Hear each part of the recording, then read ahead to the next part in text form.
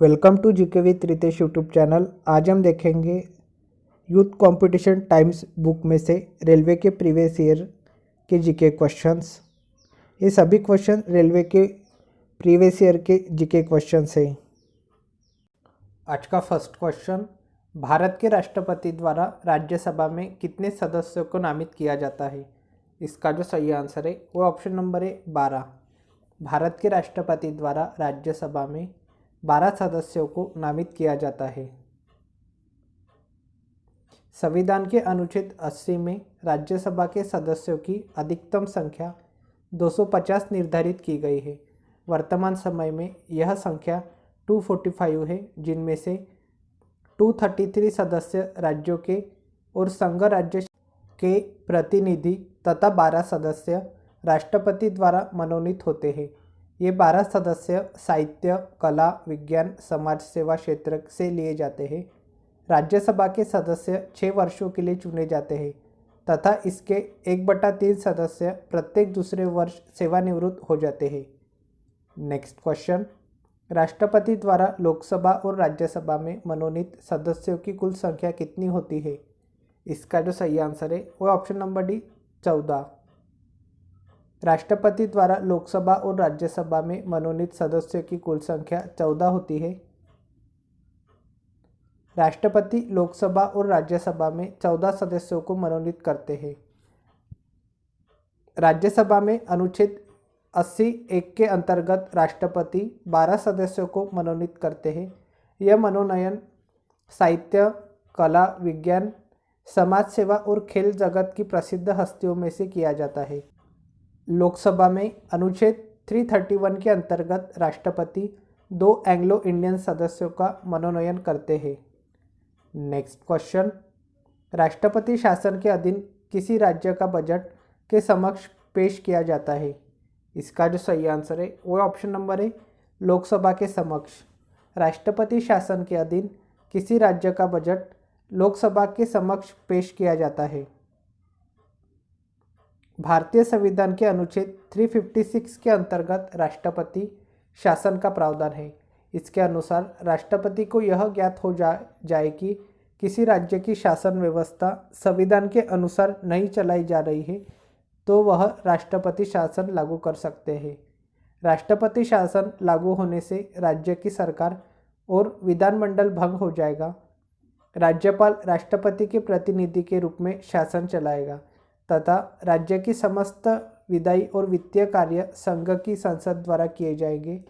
अतः राष्ट्रपति शासन में राज्य का बजट लोकसभा में पेश किया जाएगा। नेक्स्ट क्वेश्चन, भारत का पहला नागरिक होता है? इसका जो सही आंसर है वो ऑप्शन नंबर डी राष्ट्रपति। राष्ट्रपति भारत का पहला नागरिक होता है। भारत के राष्ट्रपति राष्ट्र प्रमुख और भारत के प्रथम नागरिक है। भारतीय संविधान के अनुच्छेद 52 में राष्ट्रपति का उल्लेख है। 72वां अनुच्छेद राष्ट्रपति को न्यायिक शक्तियाँ देता है कि वह दंड का उन्मूलन, क्षमा, प्रविलंबन, परिहार, परिवर्तन कर सकता है। वर्तमान में भारत के 14वें राष्ट्रपति रामनाथ कोविंद है। नेक्स्ट क्वेश्चन, निम्नलिखित में से किस भारतीय राष्ट्रपति का कार्यकाल सबसे लंबा रहा? इसका जो सही आंसर है वो ऑप्शन नंबर है डॉक्टर राजेंद्र प्रसाद। डॉक्टर राजेंद्र प्रसाद का कार्यकाल 26/1/1950 से 13/5/1962 तक, अर्थात लगातार 2 बार एकमात्र राष्ट्रपति के रूप में कार्यकाल सबसे लंबा रहा है। अनुच्छेद 52 के अनुसार राष्ट्रपति देश का संवैधानिक प्रधान होता है तथा भारत का प्रथम नागरिक कहलाता है। नेक्स्ट क्वेश्चन, राष्ट्रपति का अध्यादेश कितने दिनों तक प्रभावशाली रहता है? इसका जो सही आंसर है वो ऑप्शन नंबर डी 6 महीने तक। राष्ट्रपति का अध्यादेश 6 महीने तक प्रभावशाली रहता है। संविधान के अनुच्छेद 123 के तहत राष्ट्रपति को संसद के 17 अवसान की अवधि में अध्यादेश जारी करने की शक्ति प्रदान की गई है। इन अध्यादेशों का प्रभाव व शक्तियाँ संसद द्वारा बनाए गए कानून की तरह ही होता है। परंतु ये अल्पकालीन होते हैं, इनका प्रभाव 6 महीने तक रहता है। नेक्स्ट क्वेश्चन, राष्ट्रपति निर्वाचन के लिए उम्मीदवार की उम्र कितनी होनी चाहिए? इसका जो सही आंसर है वो ऑप्शन नंबर सी 35 वर्ष से ज़्यादा। राष्ट्रपति निर्वाचन के लिए उम्मीदवार की उम्र 35 वर्ष से ज़्यादा होनी चाहिए। नेक्स्ट क्वेश्चन, भारत के राष्ट्रपति को कार्य की शपथ कौन दिलाता है? इसका जो सही आंसर है वो ऑप्शन नंबर बी भारत के मुख्य न्यायाधीश। भारत के राष्ट्रपति को कार्य की शपथ भारत के मुख्य न्यायाधीश दिलाते हैं। भारतीय संविधान के अनुच्छेद 60 में राष्ट्रपति के शपथ ग्रहण के बारे में उल्लेखित है। राष्ट्रपति को सर्वोच्च न्यायालय का मुख्य न्यायाधीश शपथ दिलाते हैं। नेक्स्ट क्वेश्चन, भारत का संवैधानिक प्रमुख कौन होता है? इसका जो सही आंसर है वो ऑप्शन नंबर डी राष्ट्रपति। भारत का संवैधानिक प्रमुख राष्ट्रपति होता है। नेक्स्ट क्वेश्चन, भारत देश के प्रमुख है। इसका जो सही आंसर है वो ऑप्शन नंबर बी राष्ट्रपति। भारत देश के प्रमुख राष्ट्रपति है। नेक्स्ट क्वेश्चन, अगस्त 2018 के अनुसार भारत के राष्ट्रपति कौन है? इसका जो सही आंसर है वो option number C Ramnath Kovind. अगस्त 2018 के अनुसार भारत के राष्ट्रपति रामनाथ कोविंद है। भारत के राष्ट्रपति रामनाथ कोविंद है, जिन्होंने 25 जुलाई 2017 को 14वें राष्ट्रपति के रूप में शपथ ग्रहण किया है। नेक्स्ट क्वेश्चन, निर्वाचन मंडल जो भारत के राष्ट्रपति का चुनाव करता है का गठन कौन करता है? इसका जो सही आंसर है वह ऑप्शन नंबर डी संसद और राज्य विधान सभाओं के निर्वाचित सदस्य। निर्वाचन मंडल जो भारत के राष्ट्रपति का चुनाव करता है का गठन संसद और राज्य विधान सभाओं के निर्वाचित सदस्य करते हैं। भारतीय संविधान के अनुच्छेद 54 के अनुसार राष्ट्रपति का चुनाव ऐसे निर्वाचक मंडल के सदस्यों द्वारा किया जाएगा जिसमें संसद के दोनों सदनों लोकसभा तथा राज्यसभा के निर्वाचित सदस्य तथा राज्यों की विधानसभाओं के निर्वाचित सदस्य एवं पुडुचेरी तथा दिल्ली विधानसभा के निर्वाचित सदस्य। नेक्स्ट क्वेश्चन, भारत के 14वें राष्ट्रपति के रूप में शपथ लेने से पहले रामनाथ कोविंद कौन सा पदभार संभालते थे? इसका जो सही आंसर है वो है ऑप्शन नंबर बी बिहार के राज्यपाल। भारत के 14वें राष्ट्रपति के रूप में शपथ लेने से पहले रामनाथ कोविंद बिहार के राज्यपाल का पदभार संभालते थे।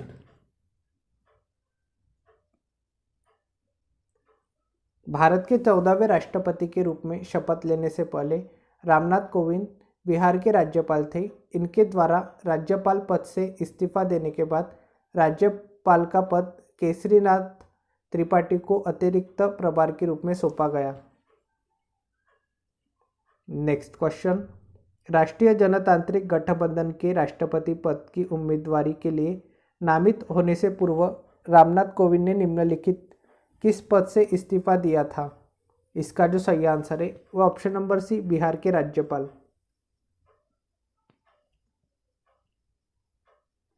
राष्ट्रीय जनतांत्रिक गठबंधन के राष्ट्रपति पद की उम्मीदवारी के लिए नामित होने के पूर्व रामनाथ कोविंद ने बिहार के राज्यपाल के पद से इस्तीफा दिया था।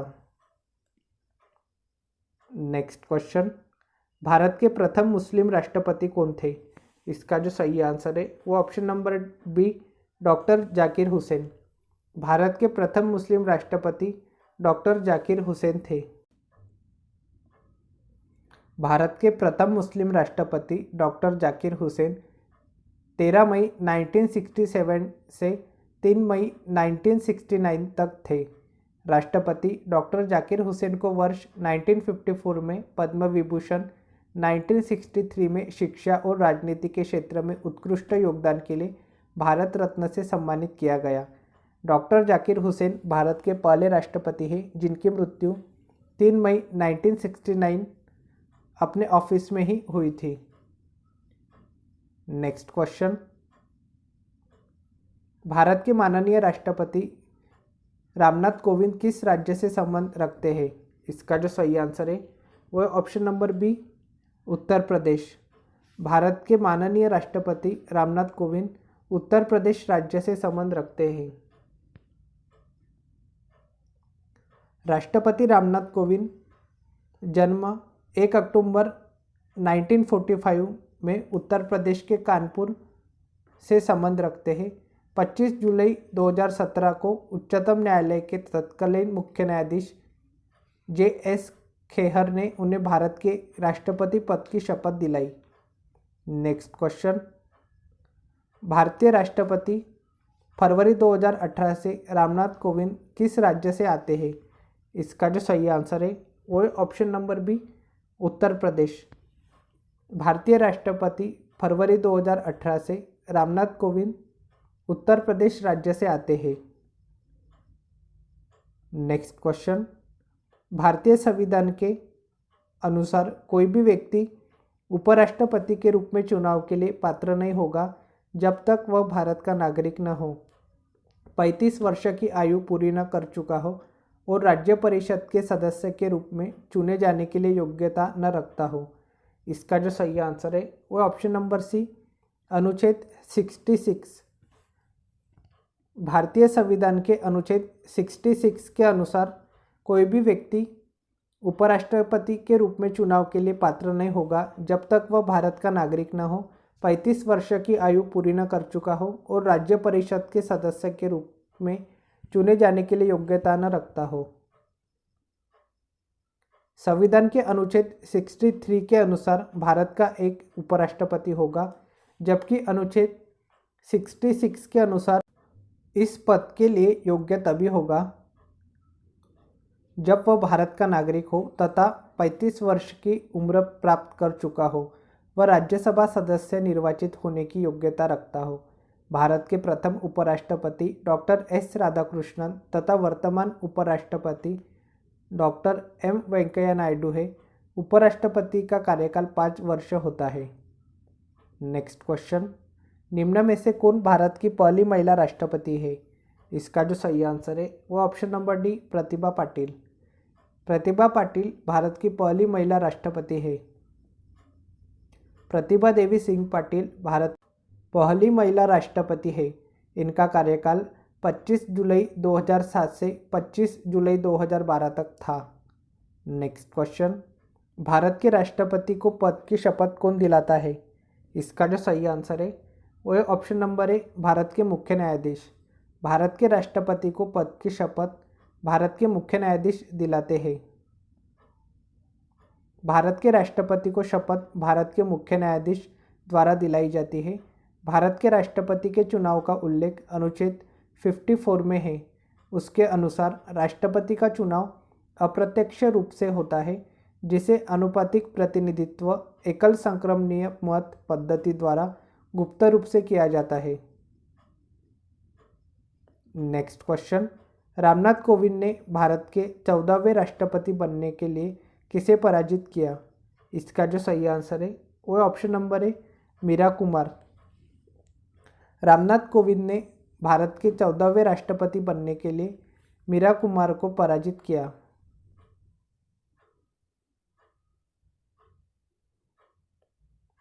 रामनाथ कोविंद भारत के 14वें राष्ट्रपति के रूप में चुने गए हैं।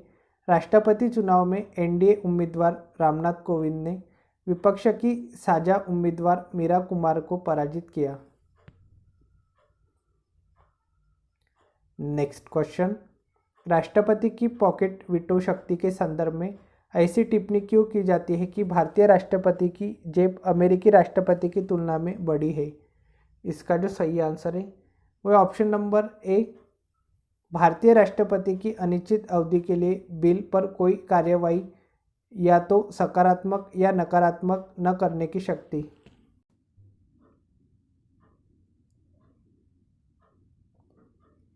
भारतीय राष्ट्रपति की जेब अमेरिकी राष्ट्रपति की तुलना में बड़ी है। ऐसा इसलिए कहा जाता है क्योंकि भारतीय राष्ट्रपति को धन विधेयक के अतिरिक्त अन्य किसी विधेयक पर अनिश्चित अवधि के लिए बिल पर कोई कार्यवाही या तो सकारात्मक या नकारात्मक न करने की शक्ति है। पॉकेट वीटो शक्ति का प्रथम प्रयोग 1986 ईस्वी में संसद द्वारा पारित भारतीय डाकघर विधेयक पर किया गया, जिस पर तत्कालिक राष्ट्रपति ज्ञानी जैल सिंह ने कोई निर्णय नहीं लिया था। नेक्स्ट क्वेश्चन, भारत के राष्ट्रपति का नाम बताइए जिन्होंने 1986 में भारतीय डाकघर संशोधन विधेयक के संबंध में पॉकेट वीटो का प्रयोग किया था।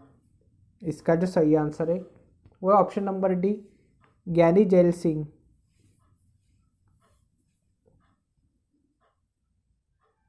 नेक्स्ट क्वेश्चन, भारत गणराज्य में वित्तीय आपात स्थिति द्वारा घोषित की जा सकती है। इसका जो सही आंसर है वो ऑप्शन नंबर है, राष्ट्रपति द्वारा। भारत गणराज्य में वित्तीय आपात स्थिति राष्ट्रपति द्वारा घोषित की जा सकती है। अनुच्छेद 360 के तहत वित्तीय आपात की घोषणा राष्ट्रपति द्वारा तब की जाती है जब राष्ट्रपति को पूर्ण रूप से विश्वास हो जाए कि देश में आर्थिक संकट की स्थिति उत्पन्न हो गई है, जिससे भारत अथवा उसके किसी क्षेत्र की वित्तीय स्थिति अथवा प्रत्यय खतरे में हो। आपातकाल के दौरान मौलिक अधिकारों का अनुच्छेद 19 स्वतः निलंबित हो जाता है, लेकिन अनुच्छेद 20 एवं 21 अस्तित्व में बने रहते हैं। भारत में वित्तीय आपातकाल का प्रावधान जर्मनी के संविधान से लिया गया है। संविधान में 3 प्रकार के आपातकाल का उल्लेख है। अनुच्छेद 352 राष्ट्रीय आपातकाल, अनुच्छेद 356 राज्यों में संवैधानिक तंत्र विफल होने की स्थिति में राष्ट्रपति शासन, अनुच्छेद 360 वित्तीय आपातकाल। नेक्स्ट क्वेश्चन, भारत के राष्ट्रपति पद पर चुने जाने हेतु न्यूनतम आयु कितनी है? इसका जो सही आंसर है वो है ऑप्शन नंबर डी, 35 वर्ष की आयु पूरी हो। भारत के राष्ट्रपति पद पर चुने जाने हेतु न्यूनतम आयु 35 वर्ष की आयु पूरी हो।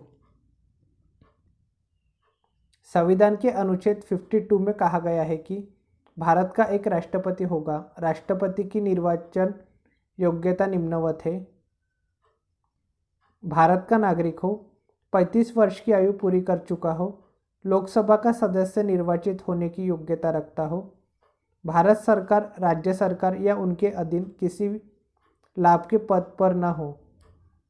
यह स्मरण रहे कि 70वें संविधान संशोधन में दिल्ली और पौंडीचेरी को राष्ट्रपति के चुनाव में भाग लेने का अधिकार दिया गया।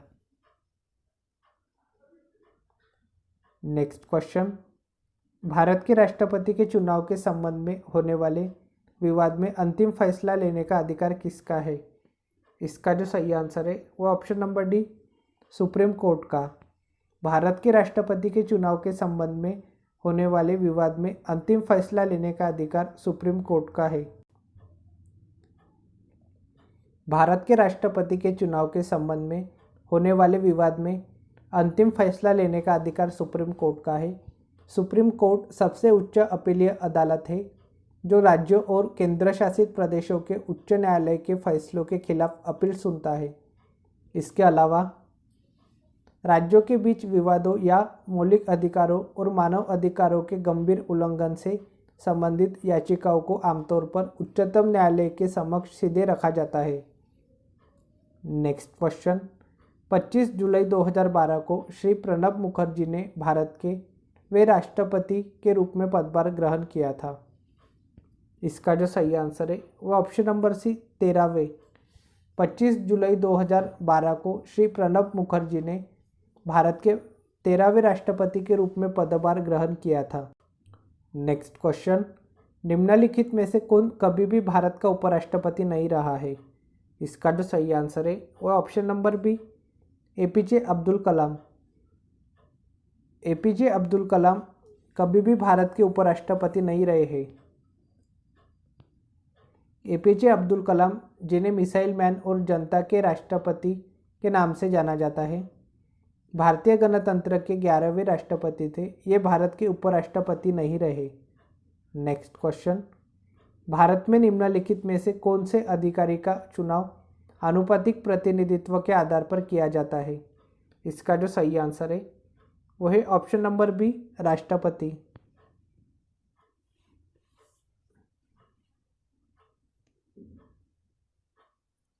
भारत में राष्ट्रपति का चुनाव आनुपातिक प्रतिनिधित्व के आधार पर और एकल संक्रमणीय मत प्रणाली द्वारा होता है।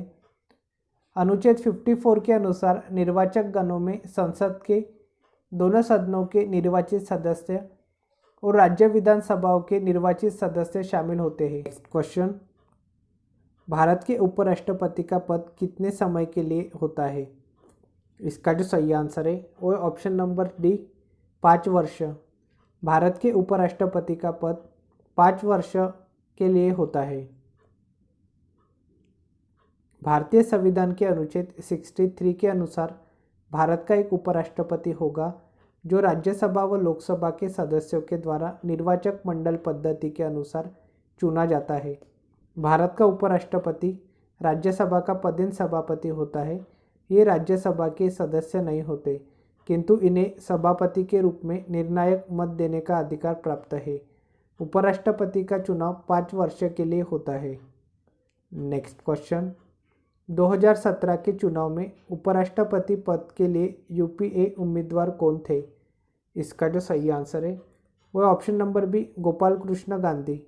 2017 के चुनाव में उपराष्ट्रपति पद के लिए यूपीए उम्मीदवार गोपाल कृष्ण गांधी थे। वर्ष 2017 के उपराष्ट्रपति पद के चुनाव में यूपीए की तरफ से उम्मीदवार श्री गोपाल कृष्ण गांधी थे, जबकि एनडीए के उम्मीदवार श्री वेंकैया नायडू थे। 5 अगस्त 2017 को संपन्न हुए उपराष्ट्रपति पद के मतदान में श्री वेंकैया नायडू विजयी हुए। ये भारत के 13वें उपराष्ट्रपति है। नेक्स्ट क्वेश्चन, भारत में उपराष्ट्रपति के चुनाव से संबंधित किसी भी विवाद पर निर्णय लेता है? इसका जो सही आंसर है वो ऑप्शन नंबर ए उच्चतम न्यायालय। भारत में उपराष्ट्रपति के चुनाव से संबंधित किसी भी विवाद पर निर्णय उच्चतम न्यायालय लेता है। भारतीय संविधान के अनुसार राष्ट्रपति या उपराष्ट्रपति के चुनाव से संबंधित किसी भी विवाद पर निर्णय लेने का अधिकार उच्चतम न्यायालय को प्राप्त है। नेक्स्ट क्वेश्चन, निम्नलिखित में से कौन पदेन राज्यसभा अध्यक्ष के रूप में कार्य करता है? इसका जो सही आंसर है वो ऑप्शन नंबर ए उपराष्ट्रपति। उपराष्ट्रपति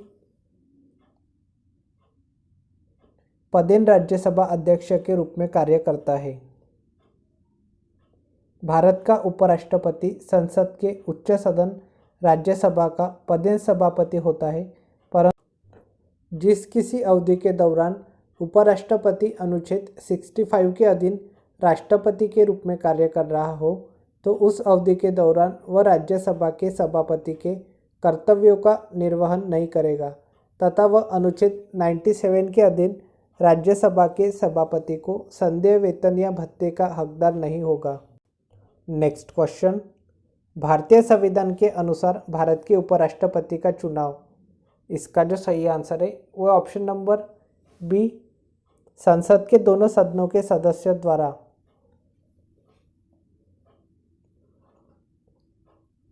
अनुच्छेद 66 एक के अंतर्गत उपराष्ट्रपति के निर्वाचन के लिए निर्वाचक मंडल में संसद के दोनों सदस्यों के निर्वाचित सदस्य शामिल होते हैं।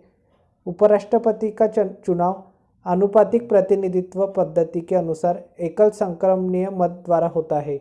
नेक्स्ट क्वेश्चन, निम्नलिखित में से कौन से विकल्प में भारत का उपराष्ट्रपति बनने हेतु अर्हता नहीं है? इसका जो सही आंसर है वो ऑप्शन नंबर सी लोकसभा की सदस्यता का धारक। संविधान के अनुच्छेद 63 में कहा गया है कि भारत का एक उपराष्ट्रपति होगा। अमेरिकी उपराष्ट्रपति की तरह भारतीय उपराष्ट्रपति भी उच्च सदन राज्यसभा का पदेन सभापति होता है। उपराष्ट्रपति की निर्वाचन योग्यता निम्नवत है: भारत का नागरिक हो, 35 वर्ष की आयु पूरी कर चुका हो, राज्यसभा का सदस्य निर्वाचित होने की योग्यता रखता हो, भारत सरकार, राज्य सरकार या उनके अधीन किसी लाभ के पद पर न हो। नेक्स्ट क्वेश्चन, पहला लोकपाल विधेयक भारत की संसद में पेश किया गया था। इसका जो सही आंसर है वो ऑप्शन नंबर सी 1968 में। पहला लोकपाल विधेयक भारत की संसद में 1968 में पेश किया गया था। 1968 में पहली बार लोकपाल विधेयक भारत की संसद में पेश हुआ।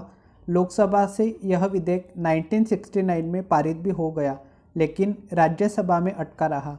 इसी बीच लोकसभा भंग होने के चलते यह विधेयक पहली बार में ही समाप्त हो गया। 8 असफल प्रयासों के बाद वर्ष 2013 में लोकपाल विधेयक पारित हो गया तथा वर्ष 2014 में राष्ट्रपति की मंजूरी मिलते ही यह अधिनियमित हो गया। लोकपाल में एक अध्यक्ष और अधिकतम 8 सदस्य होंगे। 8 सदस्यों में से आधे न्यायिक पृष्ठभूमि से और आधे सदस्य अनुसूचित जाति, अनुसूचित जनजाति, पिछड़ी जाति, अल्पसंख्यकों तथा महिलाओं से होंगे।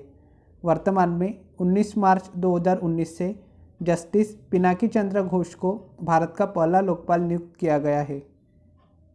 नेक्स्ट क्वेश्चन, भारतीय नागरिकता प्राप्त करने की शर्तें निर्धारित करने के लिए सक्षम प्राधिकारी कौन है? इसका जो सही आंसर है वो ऑप्शन नंबर डी, संसद। भारतीय नागरिकता प्राप्त करने की शर्तें निर्धारित करने के लिए सक्षम प्राधिकारी संसद है। भारतीय संविधान का अनुच्छेद 11 यह तय करता है कि भारतीय नागरिकता अर्जित करने या त्यागने की समस्त विधि निर्माण का अधिकार संसद को होगा। नेक्स्ट क्वेश्चन, किस संविधान संशोधन अधिनियम द्वारा लोकसभा की सीटों की संख्या 525 से बढ़ाकर 545 की गई? इसका जो सही आंसर है वो ऑप्शन नंबर डी, 31वें संविधान संशोधन अधिनियम 1973। 31वें संविधान संशोधन अधिनियम 1973 के द्वारा लोकसभा की सीटों की संख्या 525 से बढ़ाकर 545 की गई। भारत का संविधान 31वां संशोधन अधिनियम 1973 में हुआ, जिसके द्वारा लोकसभा के सदस्यों की संख्या 525 से 545 कर दी गई तथा केंद्र शासित प्रदेशों का प्रतिनिधित्व 25 से घटकर 20 कर दिया गया। भारतीय संविधान का संशोधन संविधान में परिवर्तन करने की प्रक्रिया है जो संसद द्वारा किए जाते हैं। नेक्स्ट क्वेश्चन, संसद के वर्तमान सत्र के निष्कासन को कहते हैं। इसका जो सही आंसर है वो ऑप्शन नंबर सी, स्थगन। संसद के वर्तमान सत्र के निष्कासन को स्थगन कहते हैं। संसद के वर्तमान सत्र के निष्कासन को स्थगन प्रस्ताव कहते हैं। स्थगन प्रस्ताव पेश करने का मुख्य उद्देश्य किसी अविलंबनीय लोक महत्व के मामले की ओर सदन का ध्यान आकर्षित करना है। जब इस प्रस्ताव को स्वीकार कर लिया जाता है तब सदन अविलंबनीय लोक महत्व के निश्चित मामले पर चर्चा करने के लिए सदन का नियमित कार्य रोक देता है। नेक्स्ट क्वेश्चन, संसद के 2 सत्रों के बीच का अधिकतम अंतराल क्या हो सकता है? इसका जो सही आंसर है वो ऑप्शन नंबर बी, 6 महीने का। संसद के 2 सत्रों के बीच का अधिकतम अंतराल 6 महीनों का हो सकता है। संसद के 2 सत्रों के बीच का अधिकतम अंतराल 6 महीने का हो सकता है। अनुच्छेद 85(1) के अनुसार लोकसभा के एक सत्र की अंतिम बैठक और आगामी सत्र की बैठक प्रथम बैठक में 6 माह से अधिक का अंतर नहीं होना चाहिए। आज के लिए इतना ही, मिलते हैं नेक्स्ट वीडियो में। Thank you for watching.